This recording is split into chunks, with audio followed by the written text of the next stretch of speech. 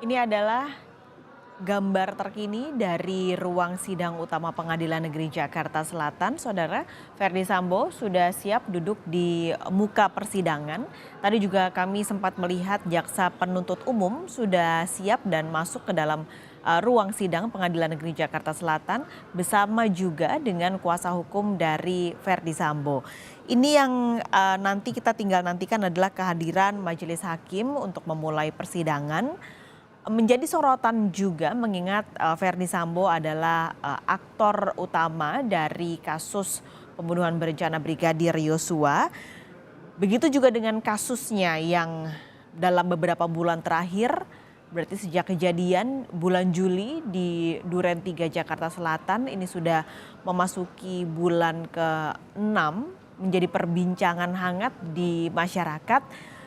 Besarnya tuntutan dari jaksa penuntut umum tentu akan jadi sorotan, akan dinantikan juga oleh masyarakat. Meskipun nanti tetap bola panas ada di tangan majelis hakim, baik itu untuk vonis Verdi Sambo ataupun vonis dari Ricky Rizal, Kuat Ma'ruf yang sudah dibacakan kemarin, dan juga untuk terdakwa lain yaitu Putri Chandrawati dan Richard Eliezer. Ini menjadi sebuah hal juga yang akan menggambarkan citra atau image dari kehakiman.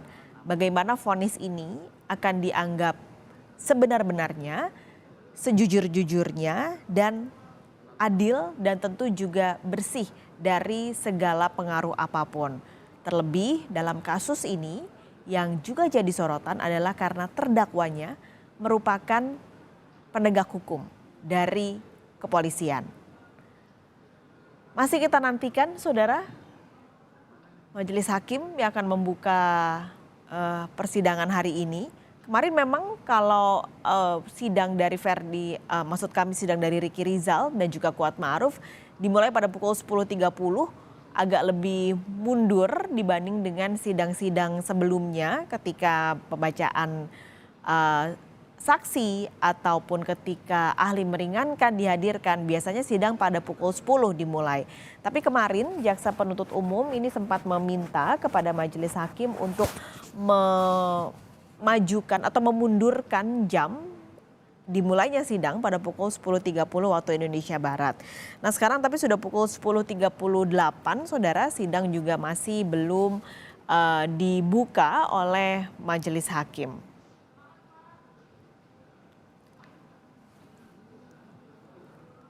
Verdi Sambo dan juga keempat terdakwa lain ini didakwa pasal 340 dan juga pasal 338, saudara. Dengan kalau melihat dari pasal 340, hukumannya adalah pidana 20 tahun penjara atau pidana seumur hidup, dan juga yang terberat adalah pidana hukuman mati. Verdi Sambo tidak hanya didakwa di satu kasus saja. Untuk yang kali ini, tuntutan yang akan dibacakan adalah dakwaan untuk kasus pembunuhan berencana Brigadir Yosua. Tapi ada kasus lain yang juga berjalan bersamaan, yaitu kasus obstruction of justice atau perintangan penyidikan untuk kasus pembunuhan berencana Yosua Huta Barat. Ini juga Verdi Sambo menjadi terdakwa dalam kasus tersebut. Namun kalau dalam kasus pembunuhan berencana Brigadir Yosua, kalau kita mundur ke saat Verdi Sambo diperiksa sebagai terdakwa, ada beberapa poin yang disampaikan oleh Verdi Sambo dalam keterangannya. Salah satunya yang berkali-kali ia tekankan atau tegaskan adalah ia tidak pernah memerintahkan Richard Eliezer untuk menembak, tapi menghajar. Itu yang berkali-kali disampaikan Benar atau tidaknya tidak ada saksi yang bisa mendukung ucapan Verdi Sambo ataupun dalam hal lain adalah mendukung ucapan Richard Eliezer yang menyatakan ia mendengarnya adalah perintah untuk menembak. Karena ketika itu baik Ricky Rizal dan juga Kuat Ma'ruf mengaku tidak mendengar, saudara. Tampaknya majelis hakim sudah memasuki ruang sidang utama. Kita akan langsung menuju ke Pengadilan Negeri Jakarta Selatan untuk mendengarkan jalannya persidangan tuntutan Verdi Sambo. Sidang perkara nomor 796 Pit B 2022 atas nama terdakwa Verdi Sambo SH MH dinyatakan dibuka dan terbuka untuk umum. Saudara terdakwa sehat hari ini? Sehat ya. Baik, hari ini adalah agendanya pembacaan tuntutan dari jaksa penuntut umum. Saudara penasihat hukum dan saudara terdakwa, apakah keberatan seandainya jaksa tidak membacakan surat dakwaan kembali, tidak membacakan saksi, serta langsung membacakan unsur? Tidak keberatan ya, Mulia. Tidak keberatan ya. Baik, silakan saudara jaksa penuntut umum. Terima kasih majelis atas kesempatan yang diberikan.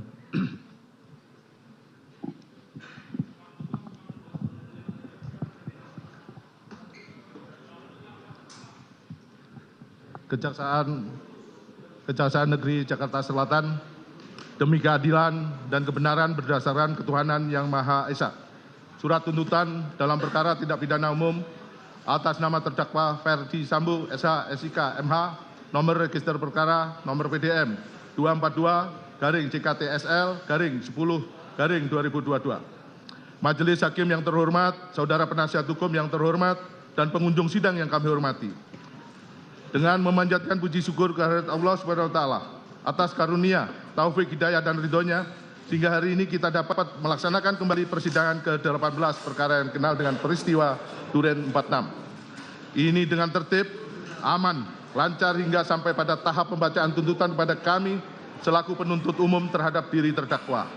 Sebelum kami membacakan surat tuntutan pidana ini, perkenankanlah kami menyampaikan rasa hormat, penghargaan dan ucapan terima kasih yang setulus-tulusnya kepada majelis hakim yang telah memimpin persidangan ini dengan tekun, mulai dari persidangan ini digelar sampai hari ini.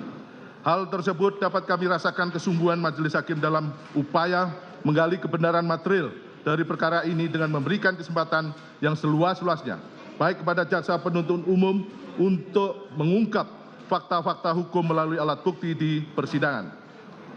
Untuk itu, kami penuntut umum hanya dapat mendoakan kiranya Allah SWT membimbing, menguasai hati dan pikiran majelis hakim dalam mengambil putusan, sehingga putusan yang akan dijatuhkan dalam perkara ini adalah putusan yang objektif dan seadil-adilnya. Apalagi menyangkut pertanggungjawaban hilangnya nyawa manusia yang harus dapat dipertanggungjawaban kepada Tuhan selaku penciptanya, masyarakat, bangsa dan negara lewat putusan pengadilan.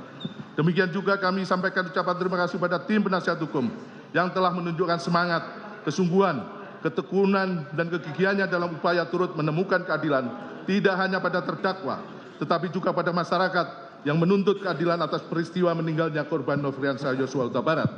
Ucapan senada kami sampaikan pula kepada saudara Panitera Pengganti atas partisipasinya dalam menunjang kelancaran proses penyelesaian perkara ini. Adalah suatu kenyataan bahwa di depan persidangan ini terjadi perbedaan persepsi dan argumentasi antara jaksa penuntut umum dengan tim penasihat hukum adalah sebuah dinamika persidangan sebagai manifestasi tugas dan tanggung jawab masing-masing dalam menggali dan menemukan mutiara-mutiara kebenaran dan keadilan yang didambakan oleh seluruh rakyat Indonesia yang harus ditegakkan melalui peradilan ini. Izinkan kami mengutip Lukas 12 ayat 2. Tidak ada sesuatu pun yang tertutup, yang tidak akan dibuka, dan tidak ada sesuatu pun yang tersembunyi, yang tidak akan diketahui. Matius 5 ayat 21. Kamu telah mendengar yang difirmankan nenek moyang kita. Jangan membunuh, yang membunuh harus dihukum. Kepada pengunjung sidang, kami tak lupa menyampaikan penghargaan dan terima kasih yang telah mengikuti persidangan yang terbuka untuk umum dengan tertib, bahkan oleh insan pers telah memberitakan jalannya persidangan secara objektif sehingga berjalan dengan baik lancar, aman, dan terkendali. Kepada para aparat dan instansi terkait yang telah bekerja sama dengan penuh rasa tanggung jawab dalam menjaga keamanan demi kelancaran dan ketertiban jalannya persidangan ini, kami ucapkan terima kasih yang sebesar-besarnya. Sebelum kami membacakan surat tuntutan pidana terhadap diri terdakwa, kami ingin mengutip kalimat yang pernah diucapkan oleh mantan Hakim Agung almarhum Dr. Artijo Alkostar, bahwa hakim yang bertanggung jawab akan menerapkan keadilan hukum terbaik meskipun dalam keadilan sosial politik yang terburuk. Surat tuntutan penuntut umum terhadap terdakwa Ferdi Sambo, SH, SIK, MH dengan identitas, mohon izin saya tidak bacakan, langsung ke dakwaan juga kami tidak bacakan. Primer, primer terdakwa melanggar pasal 340 KUHP junto pasal 55 ayat 1 ke 1 KUHP, subsidiar pasal 338 KUHP junto pasal 55 ayat 1 ke 1 KUHP. Dan dakwaan kedua, primer pasal 49 junto pasal 33 Undang-Undang Nomor 19 Tahun 2016 tentang perubahan atas Undang-Undang Nomor 11 Tahun 2008 tentang informasi dan transaksi elektronik junto pasal 55 ayat 1 ke 1 KUHP. Subsidiar pasal 48 ayat 1 junto pasal 32 ayat 1 Undang-Undang Nomor 19 Tahun 2016 tentang perubahan atas Undang-Undang Nomor 11 Tahun 11 Tahun 2008 tentang informasi dan transaksi elektronik junto pasal 55 ayat 1 ke 1 KUHP. Atau primer pasal 233 KUHP junto pasal 55 ayat 1 ke 1 KUHP. Subsidiar pasal 221 ayat 1 KUHP junto pasal 55 ayat 1 ke 1 KUHP. Selanjutnya untuk transaksi kami anggap sesuai dengan kesepakatan tidak perlu kami bacakan, langsung ke analisa yuridis.